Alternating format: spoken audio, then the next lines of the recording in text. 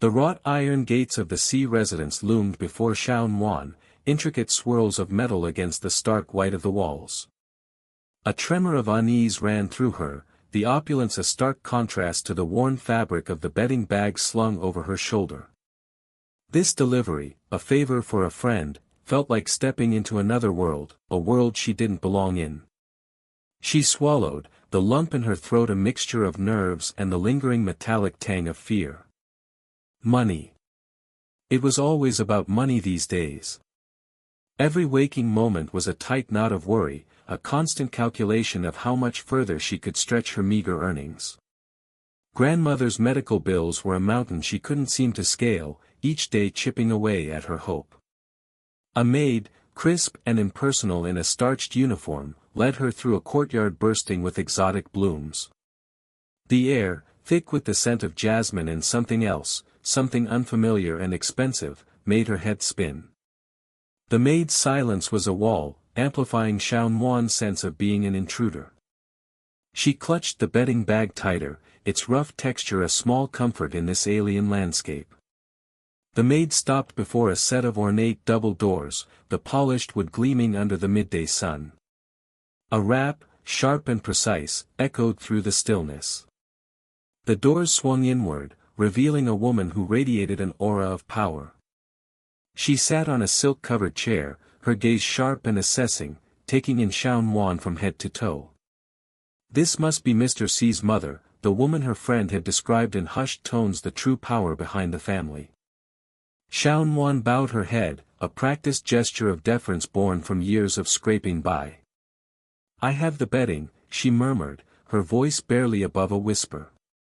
"Come in," the older woman commanded, her voice smooth as polished jade, yet with an underlying edge that sent a shiver down Shaun Wan's spine. She stepped inside, the coolness of the room a stark contrast to the heat outside. The room was a study in understated elegance, every piece of furniture whispering of wealth and power. Shaun Wan felt a strange mix of awe and resentment. This world, this life of effortless luxury, felt so far removed from her own. Grandmother, lying in her cramped hospital bed, was a constant, aching reminder of the chasm that separated them. "Place it there," the older woman gestured to a nearby chaise lounge, her eyes still fixed on Shaun Wan. There was a calculating glint in her gaze, an unsettling intensity that made Shaun Wan's palms sweat. She quickly placed the bedding down, her movements jerky and awkward under the scrutiny. She wanted to leave, to escape the oppressive weight of the room, but something held her back. A desperate hope, a flicker of possibility in the darkness of her situation. "You seem troubled," the older woman finally said, her voice laced with a strange mixture of sympathy and something else, something that sounded almost like amusement. Shaun Wan hesitated, her mind racing. Should she lie? Pretend everything was fine? But the words tumbled out before she could stop them.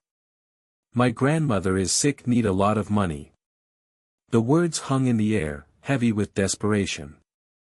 A flicker of something, perhaps satisfaction, crossed the older woman's face. "That's pathetic," she stated bluntly, the lack of empathy stinging like a slap. Shaun Wan flinched, a wave of shame washing over her. She wanted to retort, to defend herself, but the fear of losing this potential opportunity choked the words in her throat. She needed this, needed any chance to earn more money. "I can double your salary," the older woman continued, her voice suddenly brisk and businesslike. "But you have to work now. Today." Shaun Wan's head snapped up, a mixture of hope and suspicion warring within her. Double her salary? It sounded too good to be true. What was the catch? Her mind raced, trying to decipher the older woman's motives. There was a hardness in her eyes, a coldness that belied the seemingly generous offer. "What kind of work?" she asked cautiously, her voice barely a whisper. The older woman smiled, a thin, chilling smile that didn't reach her eyes.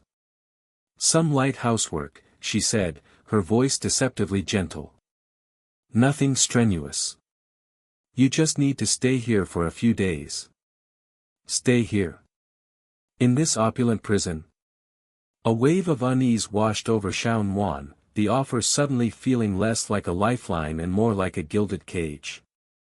But the image of her grandmother's frail form, the mounting hospital bills, pushed aside her doubts. What choice did she have? She swallowed, her throat dry. All right, she agreed, the word a heavy weight on her tongue. She didn't know what she was agreeing to, but she knew she couldn't refuse. The desperation was a gnawing emptiness inside her, consuming everything else. She had stepped into the lion's den, and she knew, with a chilling certainty, that there was no turning back. The muted click of the latch echoed in the opulent silence of the hallway. Shaun Wan's heart hammered against her ribs, a frantic bird trapped in a gilded cage. She clutched the crisp, starched linen, its weight a paltry shield against the suffocating anxiety that clung to her like perfume. The scent of sandalwood, thick and cloying, seeped from under the heavy mahogany door, a subtle reminder of her previous visit, a visit that had left a bitter taste in her mouth, like swallowed lies. "Mr. C, I'm here to deliver the bedding," she announced, her voice barely above a whisper, each syllable a tiny pebble tossed into the vast, still pool of the night. Inside, a low chuckle vibrated through the wood. The sound, smooth as polished jade, sent a shiver down her spine. It held a predatory undercurrent, a subtle hint of amusement that made her skin crawl. He knew why she was hesitant. He knew the power he held, the desperation clinging to her like a shadow. "Come in," he purred, the word laced with an invitation that felt more like a command. Shaun Wan pushed the door open, her hand trembling slightly. The room was bathed in a soft glow of bedside lamps, casting long, dancing shadows that seemed to writhe and twist like the anxieties churning within her. Mr. C, or Aiken as he insisted she call him when they were alone, reclined against a mountain of silk pillows, a book resting unopened on his lap. His eyes, dark and inscrutable, met hers, and a faint smile played on his lips. It was a smile that didn't reach his eyes, a smile that spoke of secrets and calculations. "You're late," he observed, his voice a low rumble that seemed to fill the room, displacing the air around her. I apologize, Mr. C, she stammered, her gaze flitting around the room, avoiding his intense stare. The opulence of the suite pressed down on her, a suffocating reminder of the chasm that separated their worlds. The heavy drapes, the gleaming furniture, the faint scent of expensive whiskey, it all spoke of a life beyond her reach, a life she could only glimpse from the outside. Each breath she took felt heavy, laden with the weight of her grandmother's medical bills, the weight of her own dwindling hope. He waved a dismissive hand. "Aiken," he corrected, the word a gentle caress against the silence. "We agreed, when we're alone, Aiken," she repeated, the name foreign and uncomfortable on her tongue. Each syllable felt like a betrayal, a small concession to the man who held her future in his hands. Her inner voice screamed in protest. "Just deliver the bedding and leave. Don't engage. Don't give him an inch."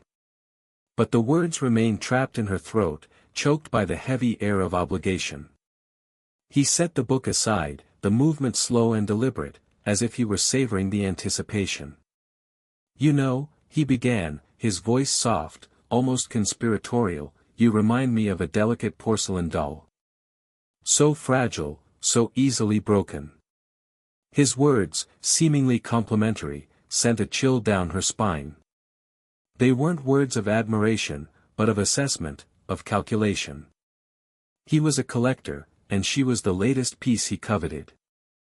I should be going," she mumbled, her fingers tightening around the linen.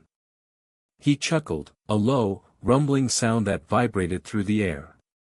"Leaving so soon? I thought you enjoyed our conversation last night." His gaze lingered on her, a palpable caress that made her skin crawl. "I was just doing my job," she retorted, her voice sharper than she intended. The lie tasted like ash in her mouth. He raised an eyebrow, a flicker of amusement in his eyes. "Is that what you tell yourself?" he purred, his voice dripping with insinuation. Or do you secretly yearn for something more? Shame washed over her, hot and suffocating. She knew what he was implying, the unspoken accusation hanging heavy in the air. She wanted to deny it, to scream her innocence, but the words caught in her throat. The memory of the drugged haze, the fragmented images that haunted her dreams, silenced her. "Want to climb my bed?" he murmured, the words a blatant invitation, a challenge. He didn't wait for a response. He simply reached out, his fingers brushing against her wrist, sending a jolt of electricity through her veins. The contact, brief as it was, felt like a violation, a branding. "You satisfied me last night," he continued, his voice a low growl. "I was going to give you 500,000, her mind reeled, the figure echoing in her ears like a siren song. It was enough to cover her grandmother's surgery, enough to buy them a little more time. But the price, but you put drugs in the incense burner." The accusation, sharp and cold, pierced through the fog of confusion. The blood drained from her face, leaving her feeling cold and hollow. She stared at him, her eyes wide with disbelief. I didn't," she stammered, her voice barely a whisper. The room seemed to spin around her, the opulent furnishings blurring into a dizzying kaleidoscope. He watched her, his expression unreadable, a mask of calculated indifference. The sandalwood scent, once subtly alluring, now felt oppressive, suffocating. It was the scent of betrayal, the scent of a trap closing in.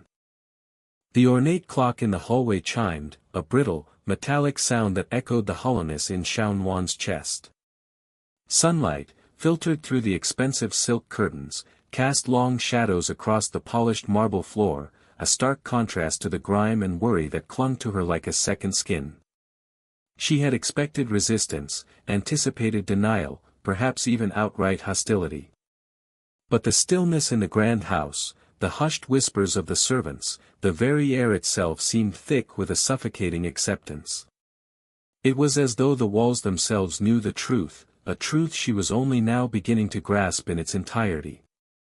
She stood before the old lady, the matriarch of the C family, a woman whose elegant silk robes and meticulously coiffed hair belied a ruthlessness that Shaun Wan was only just beginning to comprehend. The old lady sat on a carved rosewood chair, her hands clasped tightly in her lap, a picture of serene composure. But beneath that carefully constructed facade, Shaun Wan sensed something else, a flicker of something cold and calculating. "Why?" Shaun Wan's voice was barely a whisper, each word scraped raw from her throat. The question hung in the air, heavy with unspoken accusations. Her hands trembled, fists clenched so tightly her nails dug into her palms. "Why? Why me?"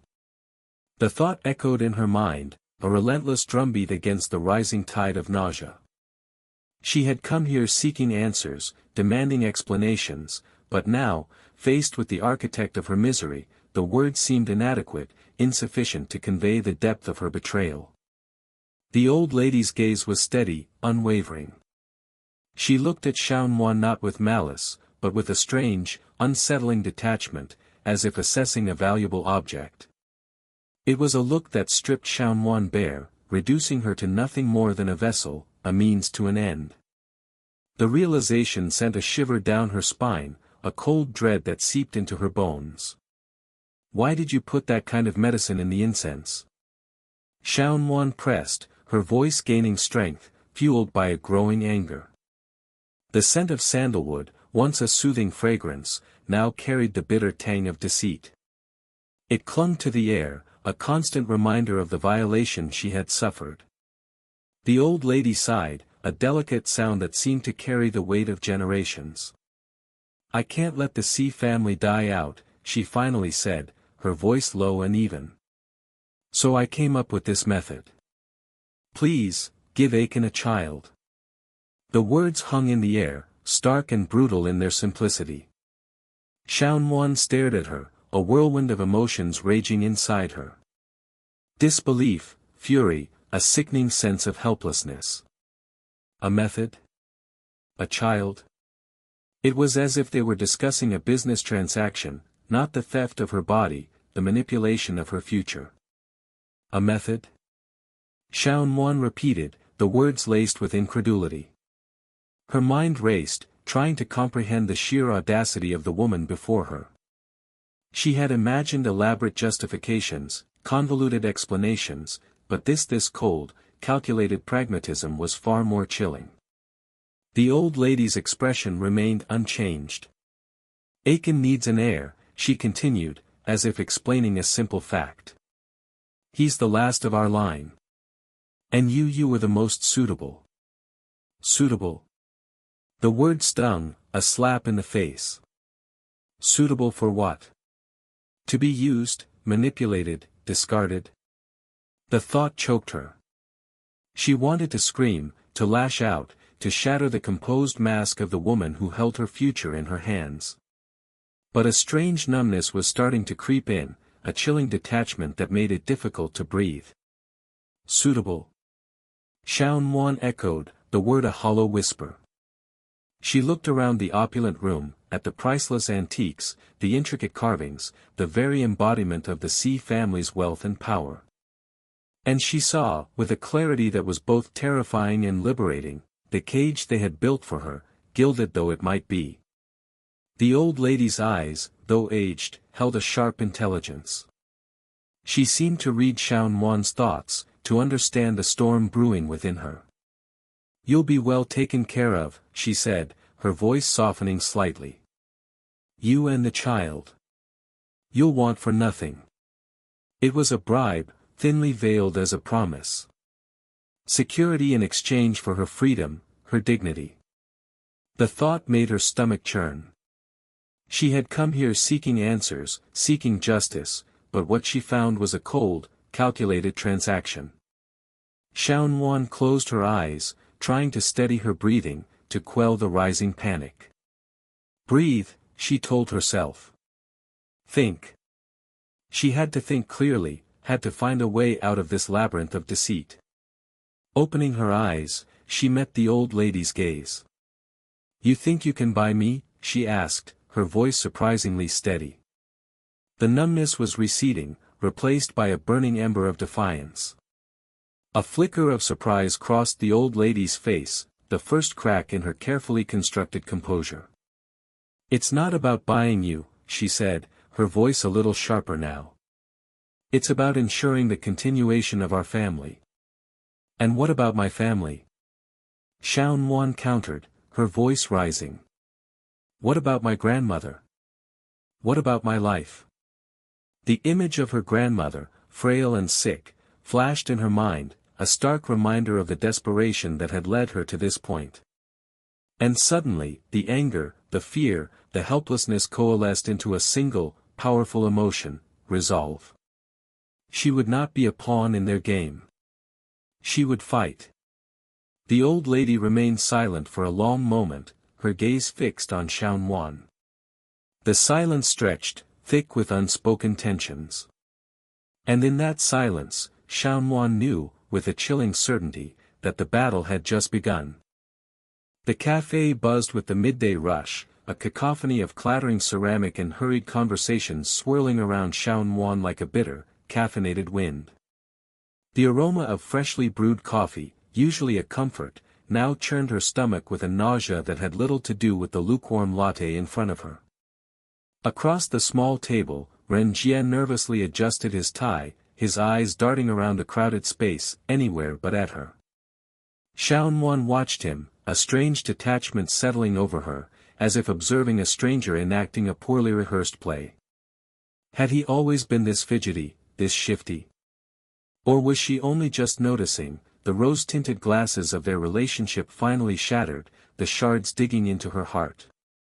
So, Ren Jie began, clearing his throat, the sound grating on her raw nerves, about your grandmother's medical bills. His words, meant to be conciliatory, were like acid on an open wound.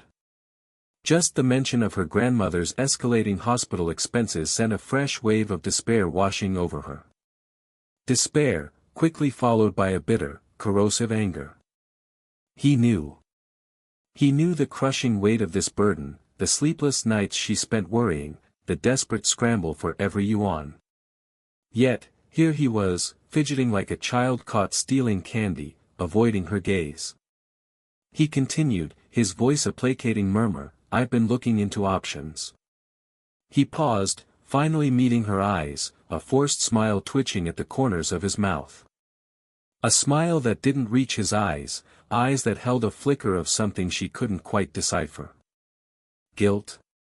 Fear? Or perhaps, something colder. Indifference. Xiao Nuan's breath hitched in her throat.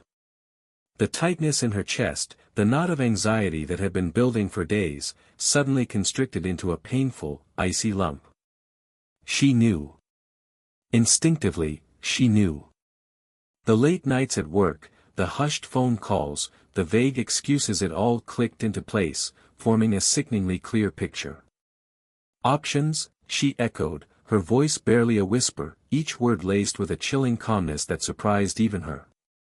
The cafe's noise faded into the background, the world narrowing to the space between them, the air thick with unspoken accusations. Ren Jie shifted uncomfortably, his forced smile faltering. He opened his mouth to speak, but Xiao Nuan cut him off, her voice now steady, resolute. "I heard you talking on the phone last night. With her." The blood drained from Ren Jie's face, leaving him ashen.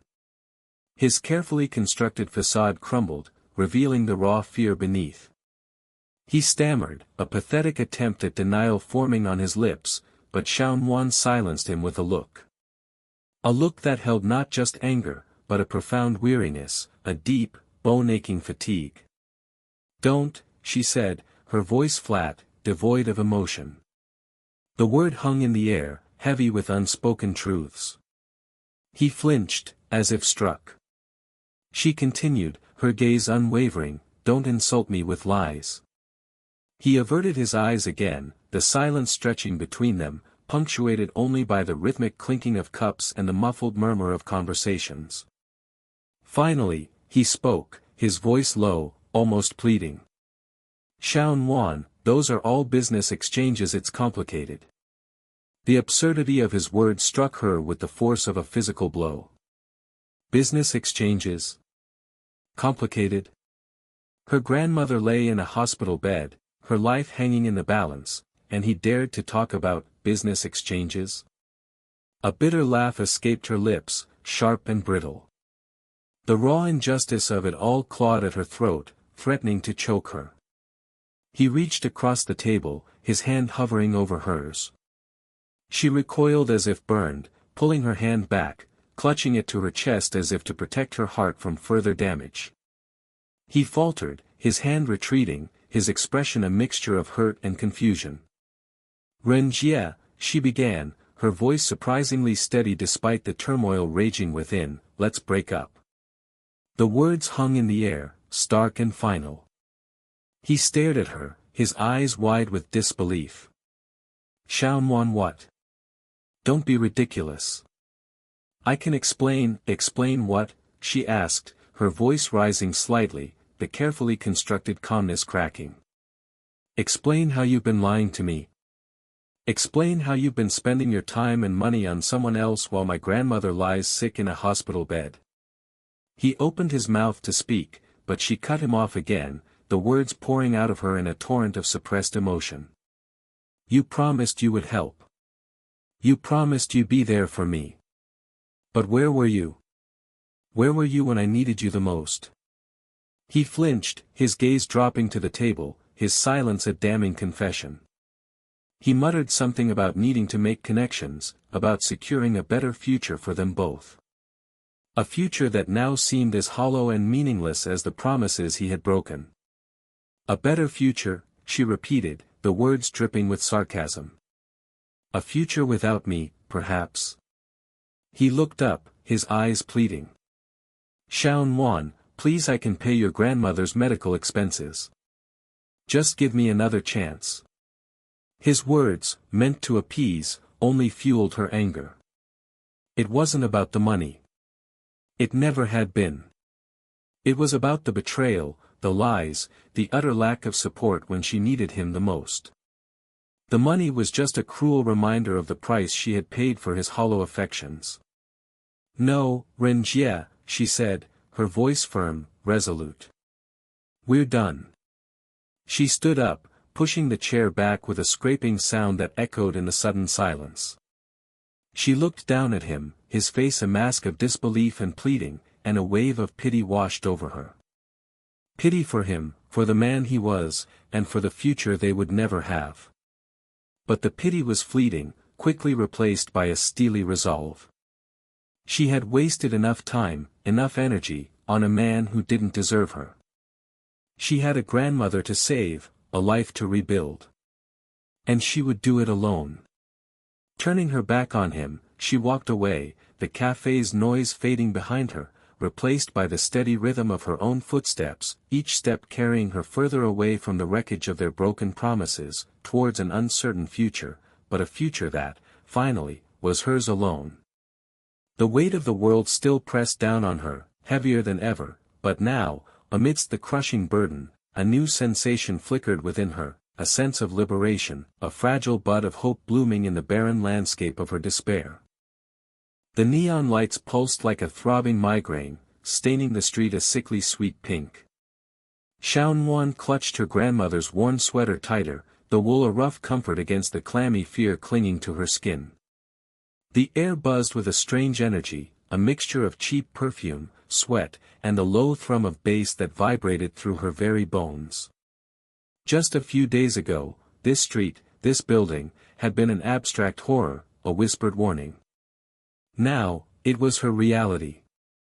Inside her chest, her heart fluttered like a trapped bird, each frantic beat a testament to her desperation. "Are you still hiring?" The words felt thick and clumsy on her tongue, each syllable coated with a shame she hadn't known she could feel. The man at the door, a hulking figure with a face like a slab of uncooked dough, barely glanced at her. He just grunted, a noncommittal sound that somehow managed to be both dismissive and predatory. Xiaonuan swallowed, her throat suddenly dry.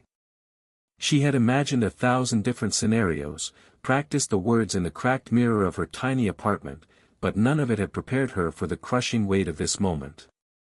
Was this truly the price of her grandmother's life? The thought, sharp and bitter, pierced through her numbness. 1,000 yuan a day, are you interested? The man's voice, rough as gravel, pulled her back. 1,000 yuan. Enough for another week of medication, enough to see the flicker of hope return to her grandmother's tired eyes. It was a lifeline, a poison chalice. Xiaonuan hesitated, a tremor running through her. She could almost feel her grandmother's hand in hers, the papery skin, the warmth of her touch.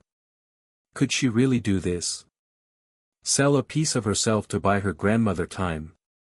The image of the hospital bills, stacked high on the rickety table in their cramped apartment, flashed before her eyes.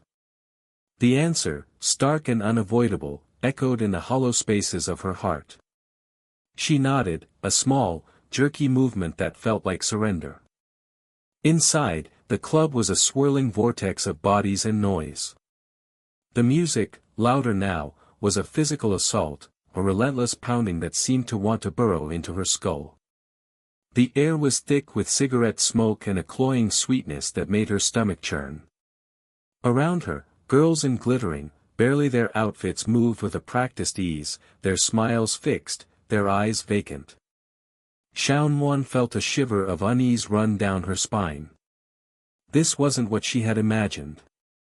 The man from the door, whose name she learned was Fatty, barked instructions, his words barely audible over the music. He handed her a skimpy outfit, a scrap of red fabric that seemed to mock her modesty. The fabric felt cold and alien against her skin. Just act cute, very simple. Fatty's words were punctuated by a belch, the smell of stale alcohol clinging to his breath. He didn't look at her as he spoke, his eyes already scanning the room for the next vulnerable soul. Simple. The word echoed in Xiaonuan's mind, a cruel joke. Nothing about this felt simple. Every fiber of her being screamed in protest, a rising tide of revulsion threatening to overwhelm her. Her first task was to serve drinks. The patrons, mostly men, their faces flushed with alcohol and something else she couldn't quite name, leered at her, their hands brushing against her as she passed.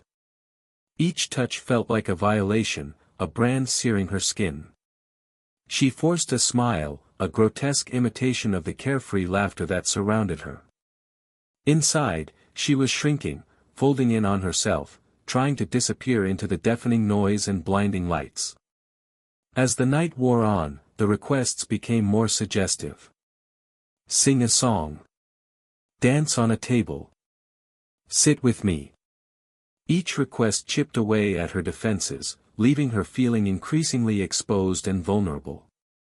The initial numbness began to wear off, replaced by a burning anger, a fierce resentment that simmered beneath the surface of her forced smiles. She thought of Renjie, of his empty promises, his casual betrayals. Had he ever truly seen her? Understood the sacrifices she was willing to make? The thought brought a fresh wave of bitterness. She was alone, adrift in a sea of predatory gazes and grasping hands. The turning point came when a man, his face bloated and red, grabbed her wrist, his grip like a vice. He slurred something about taking her home, his words hot and rancid against her ear. Something snapped inside Shaun Wan.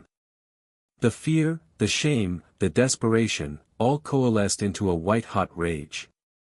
She wrenched her hand free, the movement surprisingly strong, and stared him straight in the eye. There was no fear in her gaze, only a cold, unwavering defiance. "Don't touch me," she said, her voice low and steady, each word a small victory against the cacophony of the club. The man, momentarily stunned by her unexpected resistance, recoiled. The incident, small as it was, ignited a spark within her. It was a flicker of hope in the oppressive darkness, a reminder that even in the face of exploitation, she still had a choice. She still had her voice. She still had herself. The night was far from over, but something had shifted within her. The desperation remained, the fear lingered, but now, there was something else too. A nascent strength, a quiet determination. She would survive this. She would endure. And somehow, she would find a way to reclaim what had been taken from her. The air hung thick and heavy, saturated with the cloying sweetness of cheap perfume and the acrid bite of cigarette smoke. The music pulsed through the floor, a relentless, throbbing beat that mirrored the frantic thumping of Shaun Wan's heart. Her hand, still stinging from the manager's grip, trembled as she clutched the edge of the bar, her knuckles bone white. Shame coiled in her stomach, a bitter, acidic knot. How had she let herself get into this situation? Her grandmother's face, etched with worry and pain, flashed before her eyes. That image, that desperate need, had driven her to this den of iniquity, this place that reeked of desperation and broken dreams. She'd hoped she'd been so naive. The manager, a man whose oily smile never quite reached his cold, calculating eyes, loomed over her. His words, laced with thinly veiled threats, echoed in her ears. "You think you can just walk away? We invested in you. You owe us." Each syllable felt like a brand, searing itself onto her skin. She closed her eyes, willing herself to disappear, to melt into the shadows and escape this suffocating reality. What choice did she have? Where could she turn? Renjie, the thought of him brought a fresh wave of nausea. He wouldn't help. He couldn't. He was drowning in his own sea of troubles, pulling her down with him. A sudden hush fell over the immediate vicinity. The music, though still pounding, seemed to recede, becoming a distant hum. Shaun Wan opened her eyes, a flicker of confusion in her gaze. The manager's posture had shifted. The arrogant swagger was gone, replaced by a rigid, almost fearful stillness. He was staring at something, or someone, behind her. A cold dread washed over Shaun Wan. She didn't want to turn. She didn't want to see what had caused that change in the manager's demeanor. But some primal instinct, a desperate need to know the source of the impending doom, forced her to turn. Mr. C stood at the edge of the dance floor, his figure a stark silhouette against the flashing lights. His face was obscured by shadows, but the air around him crackled with an almost palpable intensity. He moved with a predatory grace, his steps measured and deliberate, as if he were a panther stalking its prey. Two men, large and imposing, flanked him, their faces grim and expressionless. The crowd parted before him, a silent acknowledgement of his power, his presence. Shaun Wan's breath hitched in her throat. This was the man who had orchestrated her humiliation, who had used her, manipulated her, treated her like a commodity. And yet, in this moment, a strange, unsettling sense of relief washed over her. It was a twisted, perverse kind of relief, the kind that comes from knowing the devil you know is less terrifying than the devil you don't. He stopped a few feet away, his gaze finally settling on her. His eyes, dark and unreadable, held a strange intensity that made her shiver. He didn't speak. He didn't need to. The silence stretched, taut and heavy with unspoken words, unspoken threats. The manager, his face now ashen, stammered, Mr. C. I didn't know." His voice trailed off, lost in the oppressive silence. Mr. C's lips curved into a thin, chilling smile. "Dare to touch my woman," he said, his voice low and dangerously smooth, each word a precise, deliberate blow. "Tell me," he continued, his gaze boring into the manager's soul, "how do you want to die?" Shaun Wan's mind reeled. His woman. The words echoed in her ears, a jarring dissonance against the reality of their relationship. He had bought her, paid for her, used her. She was not his woman. She was a victim of his machinations. And yet a flicker of something else, something akin to protection, flickered within her. It was a dangerous, confusing emotion, and she pushed it away, burying it deep beneath layers of anger and resentment. The manager, his face now a mask of terror, babbled apologies, his words tumbling over each other in a desperate attempt to appease the man before him. Mr. C's expression remained unchanged, his eyes cold and distant. He raised a hand, a single, dismissive gesture, and the two men flanking him moved forward, their movements swift and efficient. They grabbed the manager, their grips like iron, and dragged him away, his protests fading into the background noise. The crowd, silent witnesses to this display of power, quickly dispersed, eager to distance themselves from the scene. Mr. C turned his attention back to Shaun Wan. The intensity of his gaze softened, replaced by something unreadable. He reached out a hand, his fingers brushing against her cheek. The touch sent a shiver down her spine, a strange mix of revulsion and something else. She couldn't define it. She didn't want to define it. She flinched, pulling away from his touch. He didn't seem offended. He simply lowered his hand, his expression unreadable. "Let's go," he said, his voice now devoid of the chilling edge it had held moments before.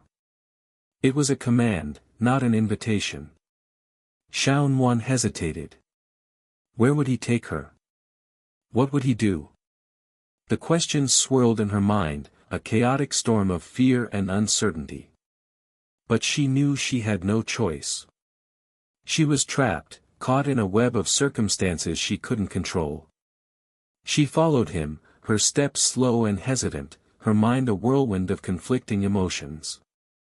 The nightclub, with its flashing lights and pulsating music, seemed to fade away, replaced by a chilling, suffocating silence. She was walking into the unknown, into the darkness, and she had no idea what awaited her there. The only certainty was that her life, already fractured and broken, was about to be irrevocably changed. The antiseptic smell of the hospital clung to Shaun Wan's clothes, a stark contrast to the cloying perfume that still faintly lingered from that night.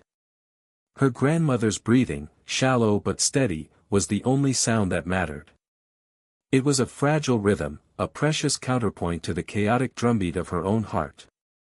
She had secured the treatment, the exorbitant cost covered by Mr. C. Aiken, as he insisted she call him. Each syllable of his name felt like a betrayal, a bitter reminder of the price of her grandmother's life. Yet, a strange flicker of something akin to gratitude, twisted and unwelcome, sparked within her. Aiken. The name echoed in the sterile room, a discordant note. He visited daily, his presence a suffocating mixture of concern and something else possessiveness. His eyes, dark and unreadable, lingered on her, making her skin crawl. He spoke softly to her grandmother, his voice a carefully modulated murmur, and arranged for the best doctors, the most attentive nurses. It was a performance, she knew.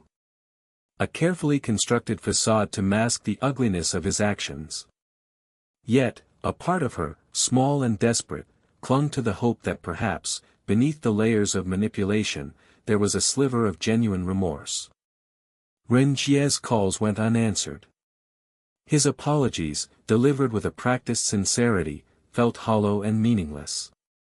She saw through his facade, the desperation in his eyes mirroring her own from weeks ago. He needed her, not for love, but for the stability she no longer possessed.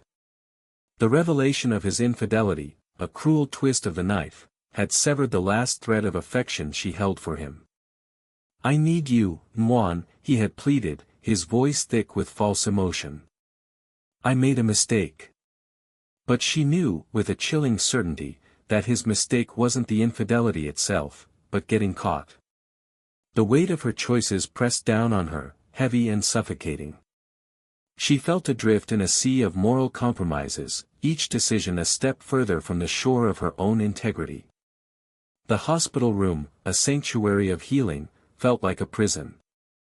She longed for the simplicity of her former life, the naive belief in love and loyalty that now seemed like a childish fantasy. Aiken found her on the rooftop garden, a small patch of green amidst the concrete jungle of the hospital. The city lights twinkled below, a cold, indifferent spectacle. He stood beside her, the silence stretching between them, thick with unspoken words. "The doctors say she's improving," he said, his voice low and hesitant. She nodded, unable to meet his gaze. The guilt gnawed at her, a constant reminder of the transaction that had saved her grandmother. "Shaun Wan," he began, his voice laced with a strange vulnerability she hadn't heard before. I want to make things right." The words hung in the air, fragile and uncertain. She turned to him, her eyes narrowed, searching his face for any hint of deception. He continued, his gaze fixed on the distant skyline. "Marry me." The proposal, delivered with such unexpected sincerity, stunned her. It was a move she hadn't anticipated, a twist in the narrative she hadn't foreseen. Her mind raced, trying to decipher the motives behind his words. Was it another manipulation, a way to further control her? Or was it something else entirely? "Why?" she whispered, the question barely audible above the city's hum. He turned to her, his eyes meeting hers for the first time that evening. "Because," he said, his voice barely above a whisper, "I've realized I care for you." The confession, so raw and unexpected, disarmed her. It wasn't the grand declaration of love she might have dreamt of in her younger days, but it held a different kind of power, a quiet intensity that resonated within her. She saw a flicker of something genuine in his eyes, a vulnerability that mirrored her own. The following days were a blur of whispered conversations, tense negotiations, and the simmering disapproval of Aiken's mother. The old lady, a formidable woman with a steely gaze, saw Shaun Wan as an opportunist, a threat to her family's legacy. "You cannot marry her, Aiken," she hissed, her voice dripping with disdain. "She's nothing but a gold digger." The confrontation took place in the opulent living room of the C family mansion, the air thick with tension. Aiken stood between them, his face a mask of conflicting emotions. "Mother," he said, his voice firm, "I've made my decision." He turned to Xiao Wan, his eyes holding a newfound resolve. "I'm choosing Xiao Wan." The old lady's face hardened, her lips pressed into a thin line. "You'll regret this," she spat, her voice laced with venom. But Aiken didn't waver. He took Xiao Wan's hand, his grip firm and reassuring. It was a gesture of defiance, a declaration of his intent. Standing there, hand in hand with Aiken, facing the wrath of his mother, Xiao Wan felt a surge of something she hadn't felt in a long time: power. It wasn't the power that came from wealth or status, but the power of choice, the power of agency. She had been manipulated, exploited, and betrayed. But she had also survived. And in that moment, she knew, with a quiet certainty, that she would not be a victim. She would forge her own path, rewrite her own narrative. The future was uncertain, fraught with challenges and complexities.